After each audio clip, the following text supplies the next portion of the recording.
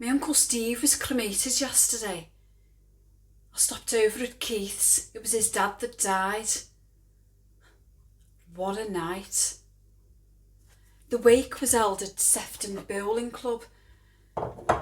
Wet ham sandwiches were washed down with pints of warm beer by incomprehensible members of Sefton Bowling Club.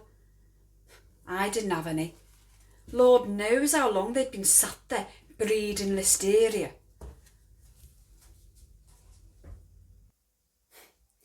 Keith, he's a funny looker. He's got those jam jar glasses, you know, the ones that make your eyes look magnified. He looked worse than normal at the wake. His eyes were all red and watery, a combination of a mild congenital eye deformity and the half unfinished bottle of grouse he'd necked the night before. I had to sleep in his dad's room. He had to push aside detritus that was littered all over the 70s Axminster carpet. It was littered with dying old man paraphernalia.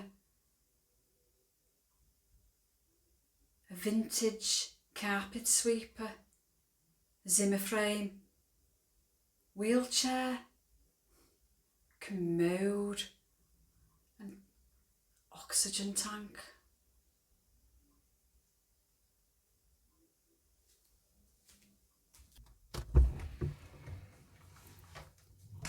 It reeked. Stale sweat, urine, and death by emphysema. I wondered if Uncle Steve had actually died in there.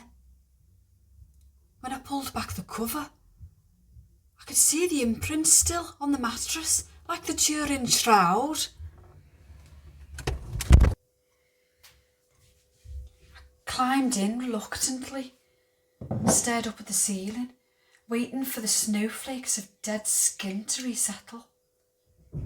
I prayed, oh, dear God, please don't let me see the ghost of Uncle Steve tonight. I woke up in the morning. I was exhausted and starving.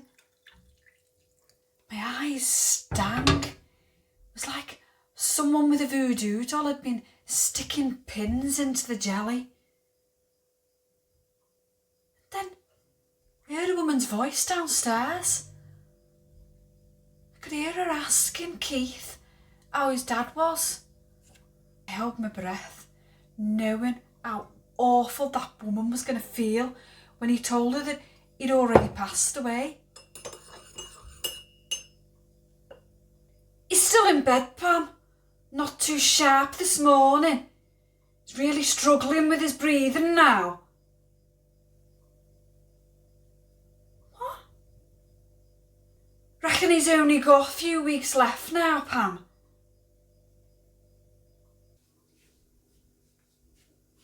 I went downstairs. I said to him, who were that?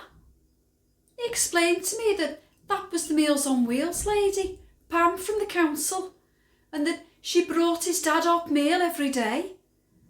I said to him, but your dad's dead. And he just said that, yeah, he knew that, but that he'd just not told him yet.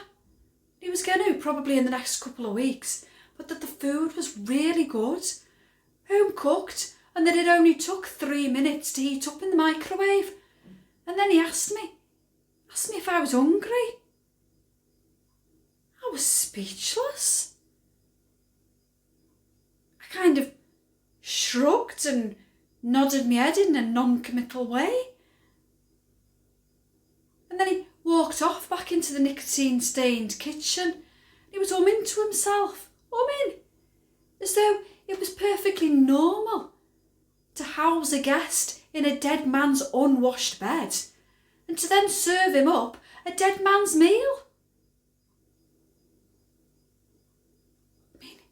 Maybe that's what you do in Toxteth. Maybe it's me. Maybe I've just got a bit uptight since I've left. Prudish. Prim. maybe even a snob.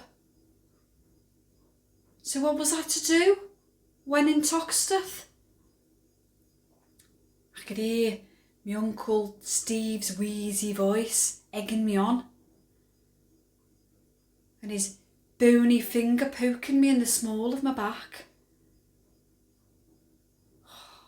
My stomach, it growled, and it smelt really good.